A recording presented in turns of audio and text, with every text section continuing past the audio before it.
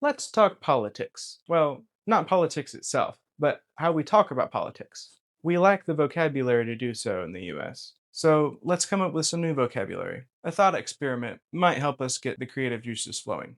Let's say we lived in an alternate reality where instead of having a two-party system, the United States had a system where there were lots of smaller parties, and they had to band together into a coalition in order to elect a president. When a coalition wins, the party leader of the largest party in the coalition becomes president, and the person they run with becomes vice president. In this alternate universe, the 2024 election went similarly to our own, and everybody who has a position in our world has the same position in this world. The difference is the party structure behind them. Donald Trump is still president as party leader of the American First Party. The difference with this universe is that each party is able to focus on a smaller number of issues since it doesn't have to represent as many people. The America First platform focused on being pro-tariffs and anti-immigration. Marjorie Taylor Greene has a platform that's self-explanatory. Now, to be fair, in our world, the support that voters give to these individuals is largely because of what they campaign on already, and what they campaign on is up to them. All people, not just politicians, have multiple things that they care about, and they don't necessarily fit into two boxes. But our party system encourages people to pretend that they do. And even if they don't pretend, the first assumption is that someone who affiliates with the Republican Party has all of these opinions that they may not have. The simplicity of the two-party system hides the complexities of reality, which then means that everyone who doesn't fit into those two boxes doesn't have any system they can fall back on to explain their position. The governmental structures that we have rigidly forced a two-party system. We've had one nearly all of our nation's existence. Sure, it's gotten us this far, but there are serious problems with the rigidity of this kind of system. The higher you are in the federal government, the more exposed you are if you don't agree with every plank of the party you are in. And when the leader of a party, who represents the party's planks, has views that change,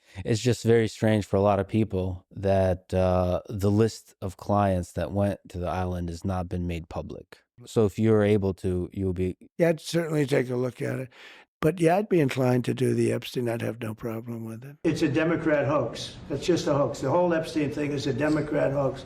everyone below them in the hierarchy is incentivized not to share their different opinion because they'll lose power if they do. This would be true in any political party, even in a system that had several large parties, but the cost would become far less to jump ship because there would be room for political diversity. For example, if there was an Epstein Transparency Party, at the point with the feud with Trump, Marjorie Taylor Greene would have had other people in that party who would back her up on the issue, but instead, she looks like a Republican who doesn't believe what the top leader of the Republicans believe, since that leader publicly humiliated her. So when somebody like Marjorie Taylor Greene, who's now catering to the other side, then naturally, most of the other Republicans did not back her up, or else it would devolve into a party civil war. So that left her three options. She could stay, despite her own party having abandoned her, which means she'd have to go to work every day and basically be a pariah. Or she could have tried to join with the Democratic Party, where it's acceptable to disagree with Trump. Maybe this way she'd still be able to have a voice there. Or she could leave the government and try to use her own voice for whatever it was worth. She chose the third option. But if we had systems that provided better representation,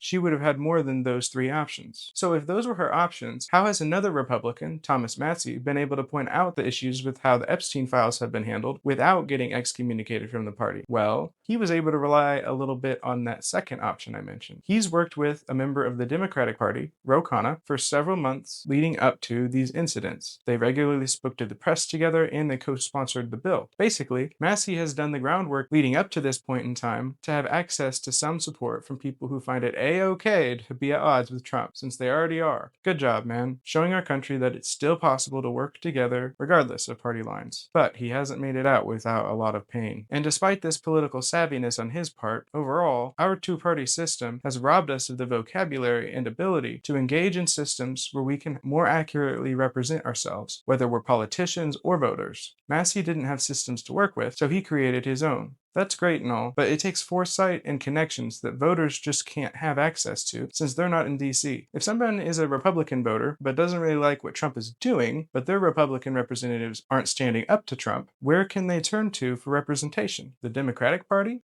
Some will be okay with that, but most probably won't.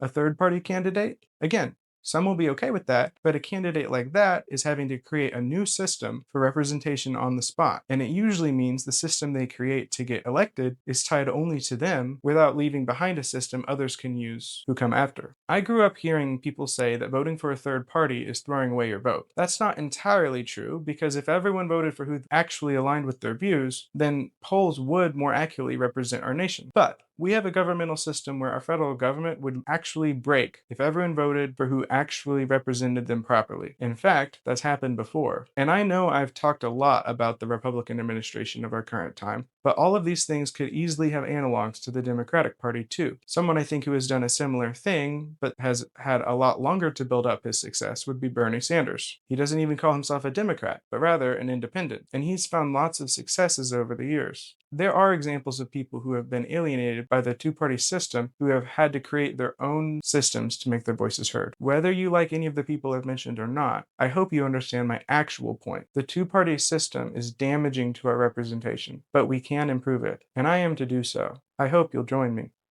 Peace. My next video is going to be a bit different.